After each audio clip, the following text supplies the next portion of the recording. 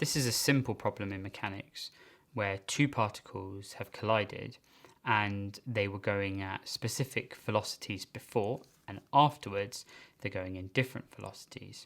Velocities have a direction, so this particle is going at 5 meters per second towards this one, and this is going 3 meters per second in the other direction. And then after the collision, this one is going left instead of right.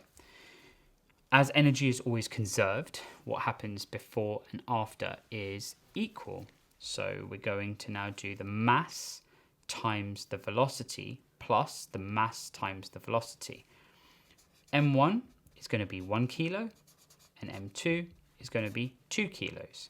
So we know that M1 U1 plus M2 U2 equals M1 V1 plus M2 V2.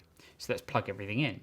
So we've got M1, which is 1 times 5, and it is positive, plus M2, which is 2, times, if you're not familiar, dot or is the same as multiplication. So it's the dot product, but it's just sometimes used as an abbreviation.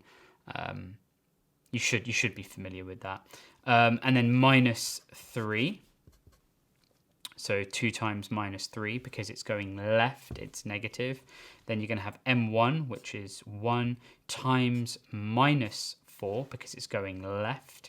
I'll put a minus there as well. And then add M2, which is 2 dot V2. Now it's a case of simply cleaning up, rearranging, and you'll find out what the velocity is. So you're going to have 5 minus 6 equals minus 4 plus 2v2. So you're going to get minus 1 on this side equals minus 4 plus 2v2. Let's add 4 to both sides. So you're going to get 3 equals 2v2.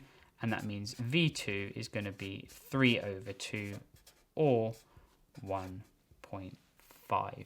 And because it is positive, it means it's going to be heading right and not left. So that means when it was going this way, it's now going to go the other way and much slower, half the velocity.